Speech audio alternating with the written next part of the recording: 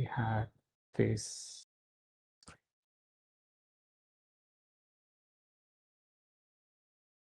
Yeah, okay. Hope you all are able to see my screen. Yes, awesome. Yeah, so I'm going to cover this topic on indie game dev in India, especially about the lessons I've learned and probably some postmortem of few games I've done. Yeah, that's what I'm going to cover here. So myself, Cartic, I've been in the gaming space for around 13 plus years, 14 years now. I look after games for studios and for publishing house, as in production and publishing front for Southeast Asian market, mostly. I've been in the space pre-geo days. That's a different user behaviors altogether, and I've been in this evolution after geo 2, right? Some games I've collaborated or worked or released are on the sites. I also maintain a couple of forums, business of games. This is where I vastly cover about funding updates which are happening there. I talk about games and its meta. I also ramble about the game economy there, right? I also maintain a job board called Tech Art, especially with the current layoffs happening in the gaming space. I hope that helps some of the folks in terms of getting their jobs, right? Yeah. In this session, this is an overview I'm going to cover. If you felt it's very high or anything like that, raise your questions. Probably I can take a deep dive. That's something I can definitely do. So what I'm going to cover is I'm going to cover a postmortem of a game we have developed. In this, I'm going to explain about the production process we followed, probably how the production happened, a little bit about release and the performance of the game, in which I will cover all these retrospective views, right? I'm also covering about India as a market in terms of the current opportunities, publishing challenges, and the state of funds, right? So that's also something I will cover in this whole session. So game I'm going to discuss is called Muna Michael. It's a runner game, dance and run. It's a runner game that we updated in 2017. This is a game, I would call it as a promo game. I will deep dive into what is promo game and IPs in game in detail. This is something that we collaborated with Eros now, the publisher, to release it on the stores, right? So the difference between promo game and IP in the games is promo games are built with an aspect of doing some promotional activities, right? This could be in reference to an IP that they want to promote or grab eyeballs or attention. So that's their core objective, right? So that's the call it as the genre promo games. IPs in games are in lines with where IPs get integrated into the game for a mutual benefit, right? So here the game gets benefit as a platform. It gets new contents released for its audience to get hooked to. At the same time, the IP gets benefit because it is, getting some leverage from an existing platform. Instead of building something from scratch and get to the space, they use this platform as a leverage to promote theirs, right? It's highly monetization or economy driven. You might have seen like Godzilla in BGMI or Fortnite kind of things, right? So those are IPs in the game, right? Some post-game release retrospective thoughts. Somehow we were able to, get the game featured on Google, so that's a great thing to do. And we also got the game into top 25 downloads, right, on the download charts. The game had great press release and support. That's a great thing.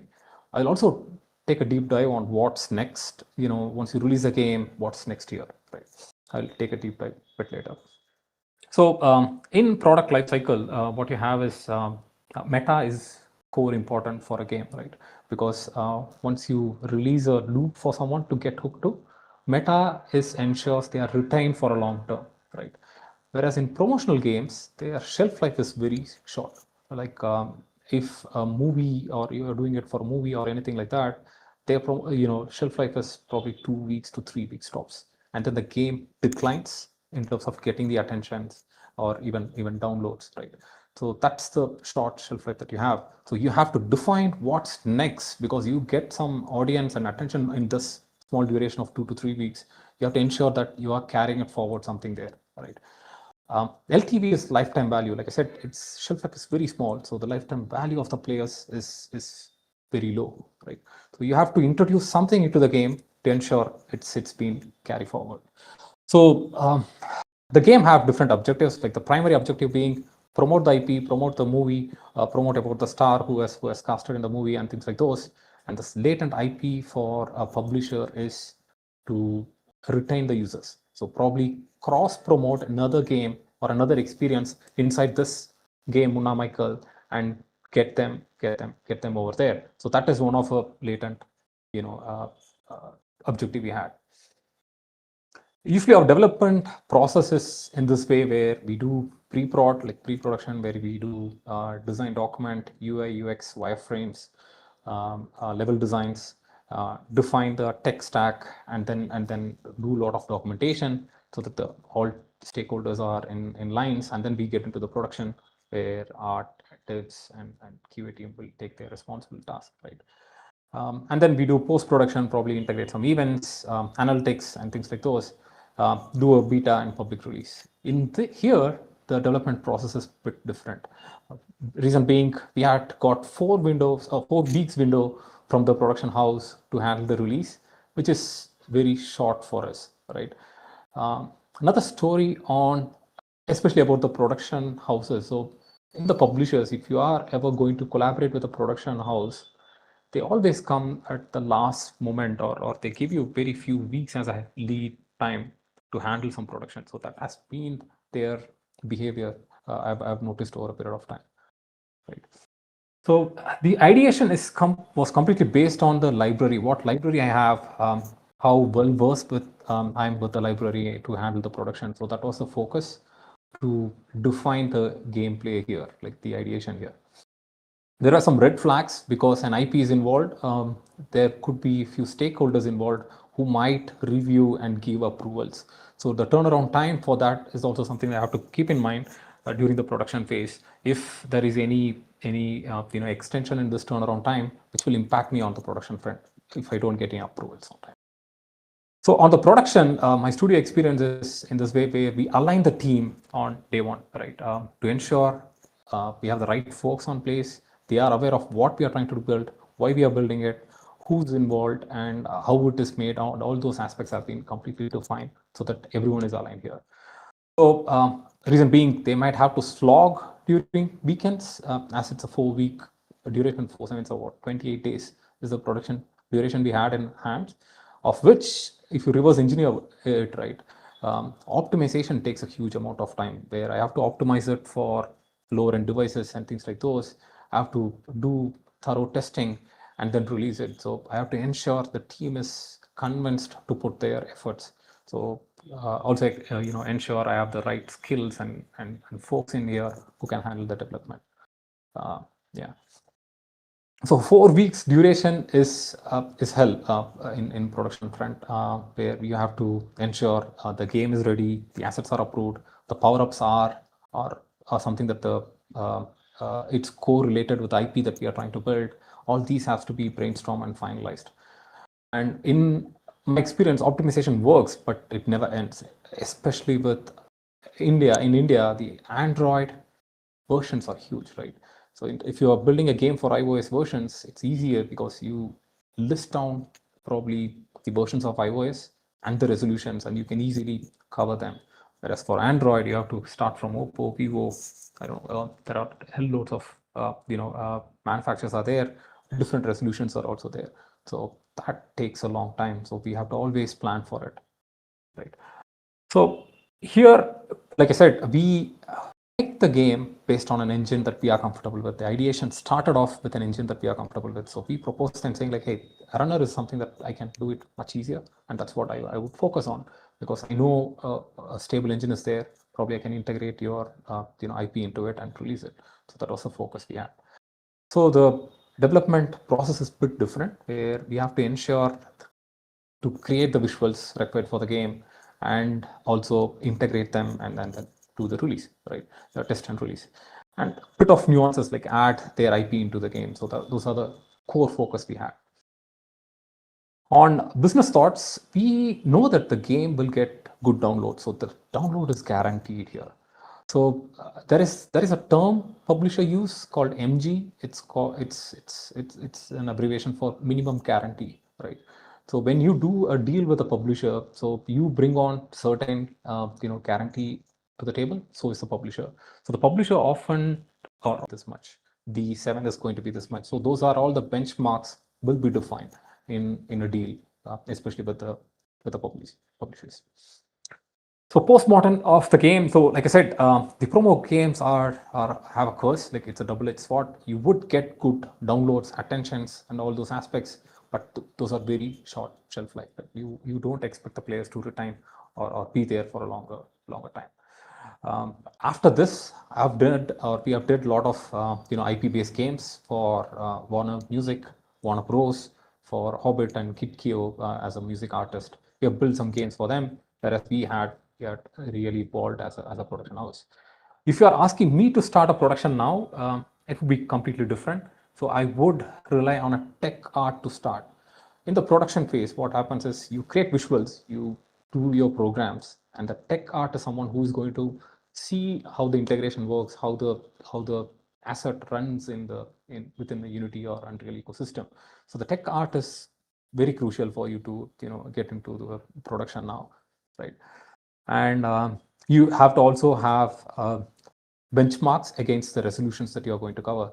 So of course, in the initial release, you should not be looking into all the OS versions and probably all the models of phones that you're going to cover. Look into the resolutions that you're able to cover. What are the number of resolutions that you're covering? But that you can address optimization and release it, and further down the line you can fine tune it. Yeah, that's about the game. Here are some screenshots about the game. Probably about the game got featured as a new update game. Probably the client was super happy and he dropped one note about saying like, hey, this is incredible work. And some press releases we got during the release, and the game was in the top 22 under the download charts. So these are the happy moments or some screenshots from the game. Yeah. I'm moving on to the next topic, India as a market, right? So India as a market is vastly different, where you would see things like sorry, yeah, there are knowns and unknowns are there. I'll cover some details here. So one is the total addressable market. We are huge. Like we are the world download capital, right? So we have loads of mobile users, and we have the huge market to cover, right?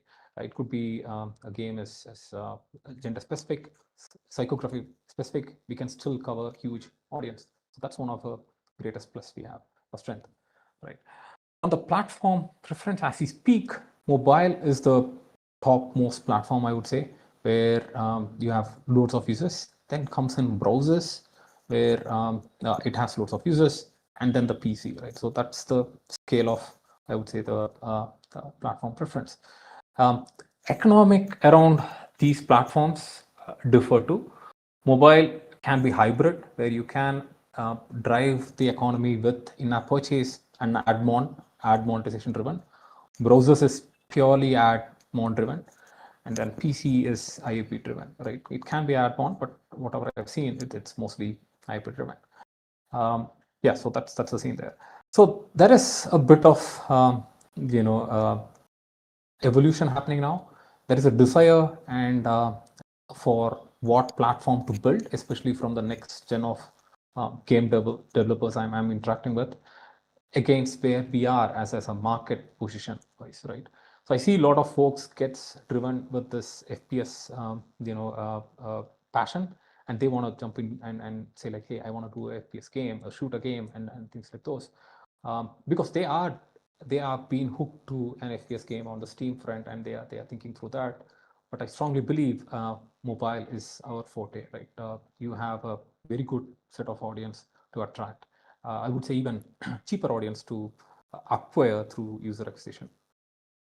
there is a bit of story I would cover against funding versus preference. Probably I'll do a deep dive.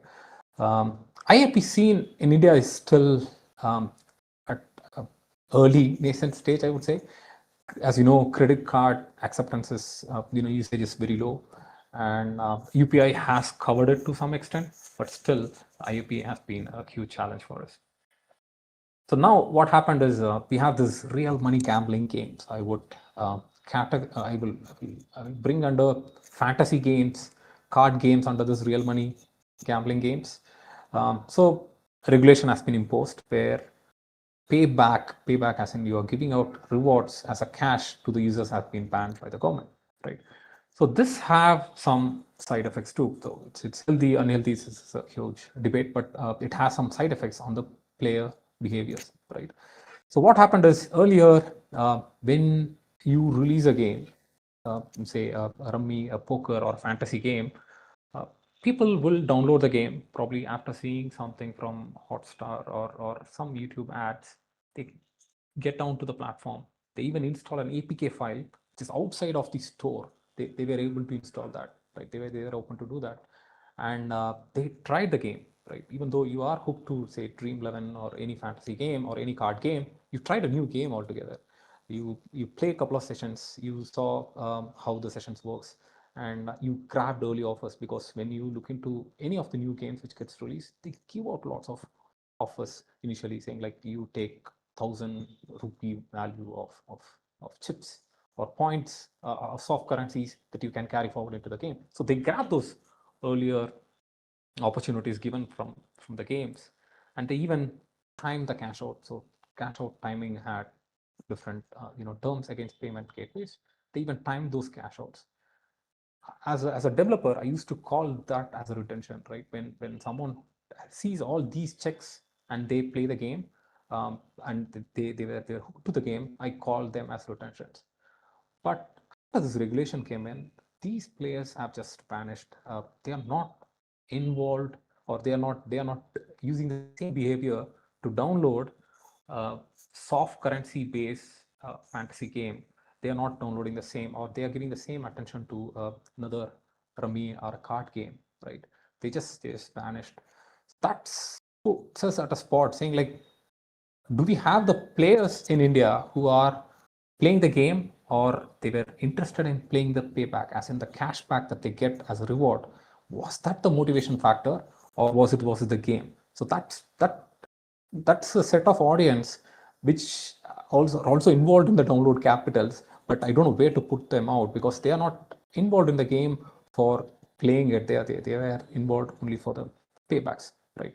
So now you have an audience, probably in the age group of 45 plus. They have had this behavior of making in-app purchase inside the game, and that behavior is sitting idle.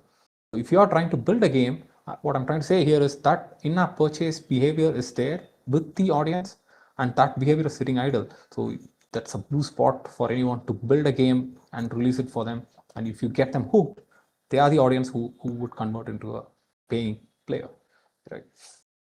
So now there is also player incentives are under heavy scrutiny, where we are struggling to find an alternate motivation, right? So in this whole RMG scene or loop, what I meant is the players are driven mostly by uh, payback as a motivation. Like in Google Pay, you get this cashbacks, and the same goes here, where you can take some cashbacks into your accounts. So now we have to find out a motivation that can keep a player hooked to a loop or a gameplay, right? So that's a challenging one, where we all are trying to figure out. If you are able to figure out some pattern, that becomes incredible, right? So that's an opportunity for us. So where are the players now, right? So we are also facing some challenge in terms of getting the sessions, player sessions increased.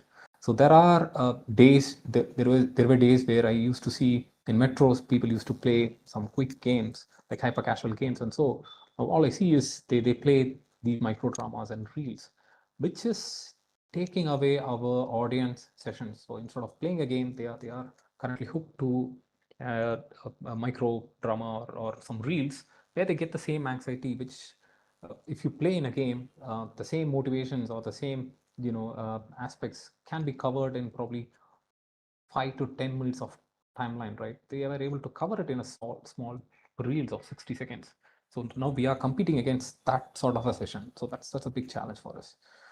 Next is India has been always a huge market for FPS, first-person shooters and simulation games. I also see Roblox being picked up as a huge sessions. I see lots of players are getting hooked to it. Probably pre-teens and teens are hooked to this platform, which is also a good one if you're trying to explore game dev as an opportunity, right? PC is still niche, I would say, because the monthly active users is under 2 million against, if you look into it, as in India, this is against Asian chart, we have 7.9 or close to 8 billion downloads happening in India, right? And IP wise, we are still lagging there, but of course, a very good progress in terms of percentage year on year increase. But we are at 800 millions, not even in 1 billion there, right? The total time spent is huge as well. Compared to this, I would call PC as still niche because the monthly active users are still at 2 millions, whereas the mobile games are much higher, right? So now top genre that you can work now is a hybrid casual. So that's a top genre or a safe genre to build a game out there, right?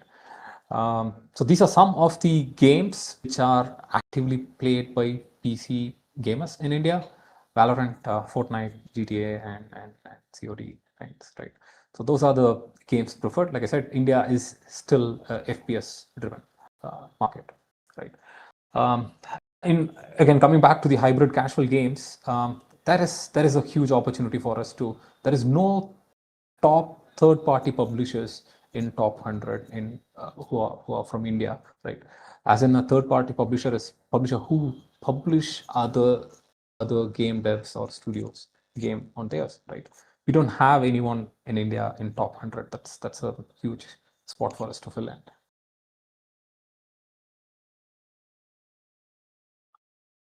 On the current funding opportunities, it is not the same as it used to be earlier. One of the challenges, the sessions being reduced because of micro drama taking some attention. There is also Apple a recession happened where when I say Apple recession, there is a IDFA happen, that is a identifier for advertiser. Earlier we used to easily get the user details, target them for user acquisition to get a game installed. So that becomes huge privacy factor now. And as a user acquisition, you would face huge challenge to target those users and get their attention. That's a huge challenge now. So now comes in a new factor called UA funds, like user acquisition funds. So earlier we used to get, say, some funds of $100,000 or so for your concept, and then they fund it. Now what fund house are giving out is a user acquisition cost. So they will cover the acquisition cost to get the user rather than on the production. So production is something that you have to invest, you have to build it, you have to deliver it to the audience, and they will cover the aspect of getting an audience to your game. So that's the fund that is mostly available now, right? And it's mostly based on marketability test and probably the product market fit and the KPI mets, right? I can take a small deep dive here. So earlier in hyper casual games, what we used to do is we used to build some small playable as in 60 seconds to 1.5 minute or 2 minutes gameplay and run it as an ad in Instagram or on TikTok, right? And see the user's behavior against that specific gameplay video ad, right? Likes, if they go and click on the descriptions and the links. So these are something that would track and gauge the user's acceptance of that specific concept, right? So that is still used as a marketability to test the user behavior, and then you will do a deep dive in terms of building games. So that's highly towards mobile games, I would say. And you might see there is a lot of funds offered by consoles like Xbox and PlayStation. This might look lucrative. Again, there are two set of stories here. One is from the console front. They are trying to get new games built, and in a way, they also want new audience built for their consoles in India. So that's where they are trying to invest to groom us to get that state, right? Is it a viable market for you to capture? That is heavily depends on the production fee or production efforts involved in producing your game, right? I would say the shortcut to understand the user acceptance, the marketability, is to get engaged with a third-party publisher, right? Like a hybrid casual publishers like Voodoo, Supersonic. Collaborate with them because they give out some $500 to $1,000 as free credits for anyone who is onboarding them as a indie developer, where you will get to build some small versions of your games, put out as an ads and test your games. So those are the opportunities which are out there which you can go and easily grab it, right? So here you will understand the trends because they expose what are the trending games out there, not on the top 100. The trends are always on next 200s, right? Where you would see what are the games which are getting trends, where it's getting spiked, right? So you will understand those trends and you try to build something around that.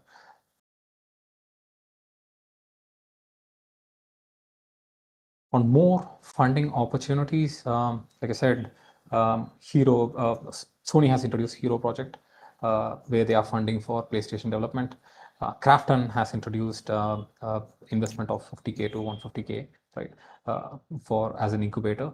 There is also an immense opportunity with YouTube labels. So this is another opportunity that you have to keep focused on or open yourself to know those opportunities, right? Whenever a new platform comes in, you would get lots of attention. One is from the platform itself. They want to promote their platform and the games in it. So currently, one such as YouTube labels. YouTube label is a very hot cake out there where they want to grab users and they want some good games. So you can build some games and release it there to be more successful or get your recognition that you are looking out for.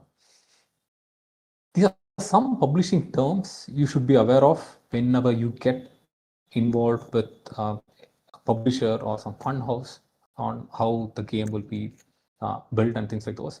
One is a recoup. Recoup is the return on the investments. So you define your efforts and some value against that effort, saying like, for building this game, I'm going to take this $100,000 to build it, right?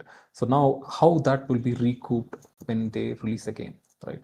So who is going to take the major cut? So there are taxes from Apple, Google, and Steam. They take away some percentage of revenue, and then they let you observe the rest. So probably 30 or 15% for Apple. So it's for Google and Steam, right? So you let go that percentage and look into the next 70% as the remaining, which is split between you and the publisher. Who is going to take what? And is the publisher is going to reinvest some of the returns he has got into an marketing so that it will again come back to you as a user. So those are the terms that has to be discussed. Who controls creatives and business? So that term has to be also defined. It can be mutual. So you both have to come to some agreement and do it. IP rights for the game or the characters that you're trying to build, I highly recommend you to keep those. Most of the publishers should be open to leave it to the developer to hold their IPs, because at the end of the day, you are the creative behind it. And another huge factor is from whom you're getting this funds. Is it a publisher or is it a VC fund? So both of them have different ways of looking into the game, right? A publisher will look into the genres they are comfortable with, looking into the psychography or the market that they can help you do it. VC might look into it with different lenses altogether, right? Also look into this aspect. Are you going to get this fund as a studio or as a per game, right? So those are again different. So as a studio, if you are trying to get it, you get to experiment multiple concepts and ideas. Whereas if you are trying to get it for a per game, then you have to deeply invest into that game and make it successful. So those are the objectives, right? For some terms. And one of thing I highly recommend you to do it is go talk to someone who has got funds or some investment from these fund houses in first hand and get to know their experience. Take Get to understand their feedbacks, right? That will help you out in terms of how to handle these relationships. Yeah. Okay. Some career opportunities I recommend is about where you start off with. Are you going to start off with a product or a service oriented company with someone who is trying to build as a product? There is a very high possibility of getting design know-hows, why it has been built, what has been built, and all those aspects. And you become a genre expertise. You will have a very deep understanding of one particular genre and try to explore. Whereas if you collaborate with the service providers, you would get exposure to a lot of aspects, like a lot of games and things like those, where you may or may not have genre expertise, but you will get to explore a lot of genres.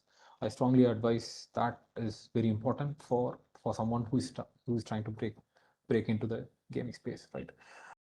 It's no more I'm Unity dev, I am a game designer, I don't look into the other aspects. That's not the case anymore. You have to always be AI, and you have to have that one plus, like I can also do those aspects. Earlier we used to build wireframes. Now the wireframes itself is playable, right?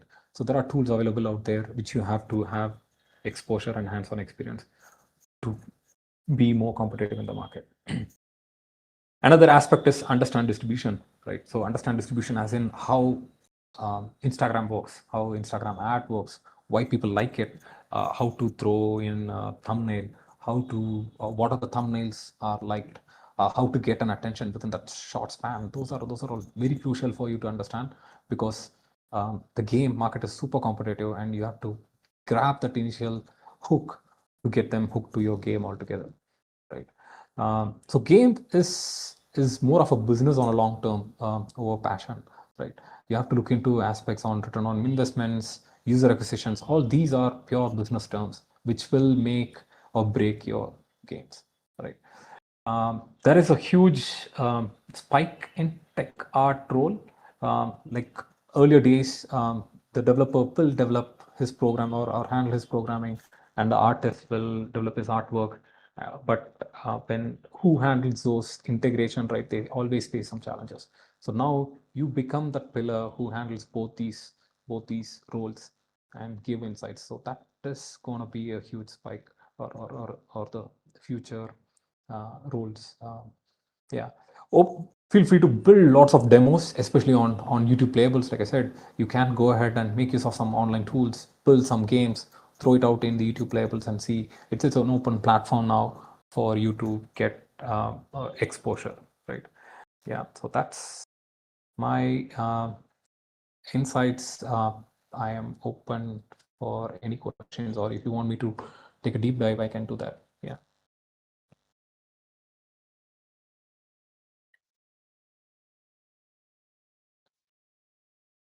Okay, so anybody who wants to ask questions can raise their hands or post their questions in the chat.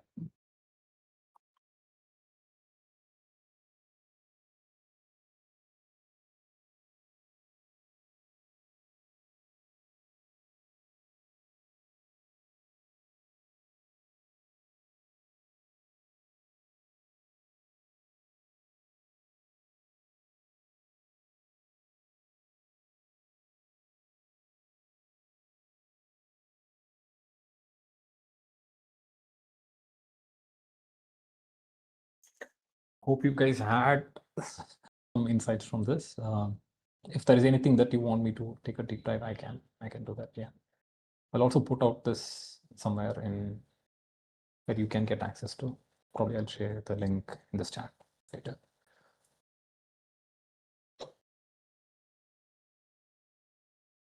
Okay, so Normad is typing a question. By the time he types it, I had one question. Yeah, sure. Yeah, so you discussed about how the development phase was for mobile, and I think it also kind of reflects for desktop too when it comes for requirements. I wanted to know how the development phase goes for browser again. As you said, it's the second most popular in India. See, dev process front, it is the structure is similar. Either you're building it for browsers or for PCs or for consoles too, right? The structure would be similar, whereas the pipeline for some of these aspects might change. So the initial phase is always going to be a pre-production work where you do a deep dive on design documentation, probably define the UX flow, define the meta for the game, define the tech stack. So those are the definitions that you would do. Now, for the tech stack, if you're talking about a browser version, you have to look into what is the engine that you can use that supports your mobile and desktop browsers, right? So before Unity 6, Unity 5.6 was not great for mobile browsers. So at that time, I might recommend you to go with some JavaScript-based engine. Those engines will give you some limitations, probably on the physics that you use, probably on the collisions that you use. So those are the limitations that you might get in. So how you're going to handle those limitations would come under your architecture definition, right? So that's how it is. So the structure remains same, but the flow or the pipeline that you build for these games would be different. I can have another follow-up question, answer if you have any if you need some more insights. No, no, fine. I got my answer. One user has stated their question in the chat. Can you see? Yeah. Yeah. Can you describe more indie game market in India, meaning the acquisition and other strategies? Because mobile hybrid casual market is slightly more difficult as it works on ad pods, or otherwise, the market works on community building. Okay, so indie game market. So there are two questions here, Gaurav. So my understanding is you're looking forward to understand how's the indie market performing in terms of user acquisition. So next is I'm also seeing how the indies are trying to build a community, right? So I'll explain in these two categories. One is for indies, it is both acquisition strategy and market. Yeah, okay. So for indies again, the acquisition is similar, right? So now you work on a concept and you get mostly driven by that concept or the loop that you are passionate about. So now you have to test that loop. So there will be some knowns and unknowns about that loop that you have defined, right? So if there is an unknown where you don't know what is the loop's marketability, then you go for user acquisition or marketability test. If that loop is something that is existing and you see some retentions and some good games out there, right? So that gets you some knowns that you can factor in to determine or make some assumptions. So that's how it's built, right, on the acquisition front.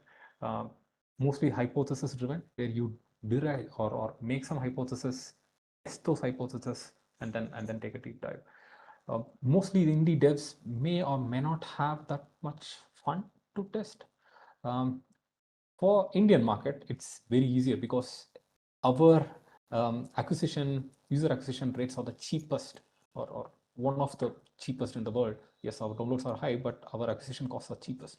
So with few thousand rupees or dollars, you will be able to test those and understand.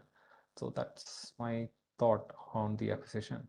And the market itself, as in the market acceptance, okay, that's another aspect. Like I said, most of our Indian gamers are heavily driven towards downloading games from Western influences rather than Indian influences or themes. So you have to always look into covering global market rather than being regional or DESI specific. That would be the safe bet. Again, the Indian audience have different preference when it comes to age group. If you are looking for someone below 20 or so, they might be heavily driven towards social gameplays and shooter mechanics. Whereas if you're looking for someone who has liquid cash and who have heavy machines and things invested, their expectations might be completely different. Like currently there is this trend called friend swap, right? That is co-op gameplay that you're going to do as a team. So those games are getting trend. Those are socially driven games, right? So that's the thought on that.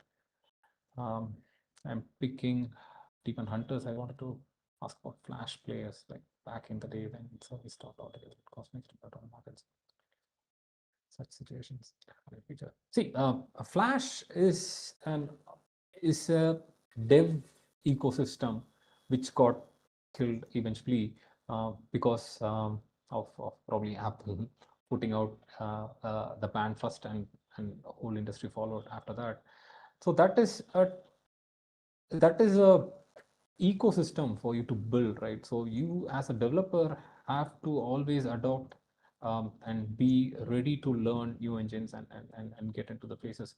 There were moments where Unity had a huge backslash when they raised some prices for using Unity as an indie dev, and they went to do pay per usage kind of rates, which had a huge backslash. And that's where people started jumping into Godot as an engine.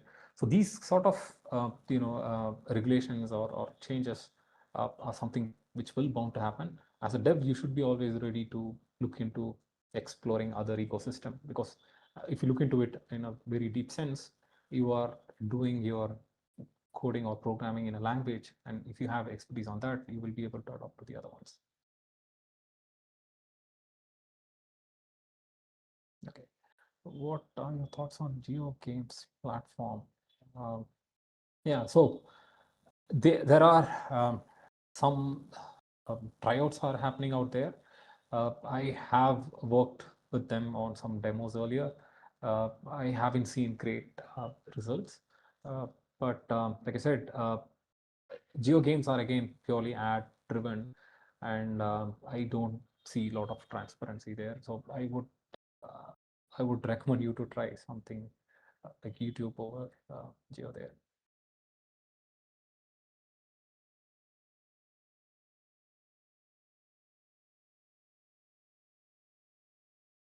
Okay.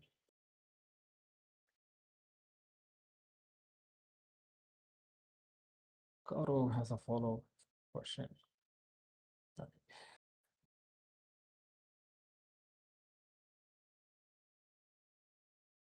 So that social media content creation or ad-based targeting is to get hold of not just Indian market, like to get hold of markets, right? So these are the initial ones to start off to grab user attention. Then comes in where you build some relations with influencers and streamers, and those are the huge other opportunities too, right? Again, there you have to be very cautious on who you reach and with what you reach, because those are mostly closed for non-paid engagements. But if you are building something that they are passionate about, you might get that spot. One such reference I had is there was this uh,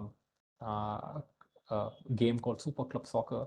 It was a soccer manager game, and that game was built from the team which was handling Soccer Manager's community, right? So those guys came out and they built this game with us, and we collaborated with them.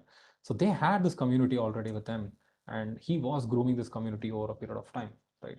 And we exposed the game to them, and they got hooked. So community, the end objective is to build a community, right? It can be on any channels. So ad platform networks are available. All ad platforms are open now. It again depends on what region you are trying to target. If India, it's AdMob is the best one for you to explore. YouTube has their own platforms too, right?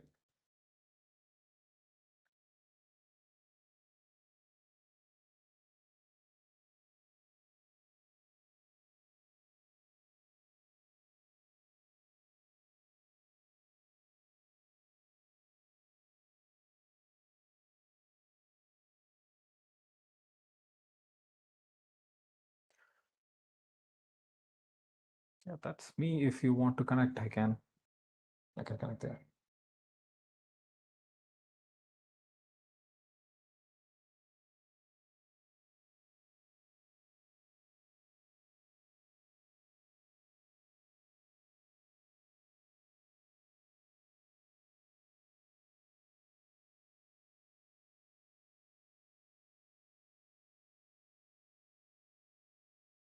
everyone is the question.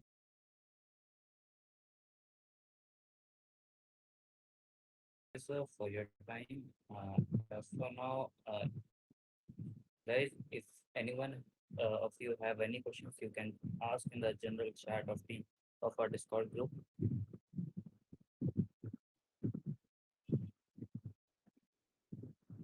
Okay, thank you, sir, for your time, and Thank you, we'll folks. try to stay Sure. you. Yes, for the further, we will tell you about the when our next part of the event will be happening, and we'll update you on the Discord group. Sure. So everyone look forward to it. Yep. Thank you. Thank you for the opportunity, and have a great one, folks. Yeah. Cheers.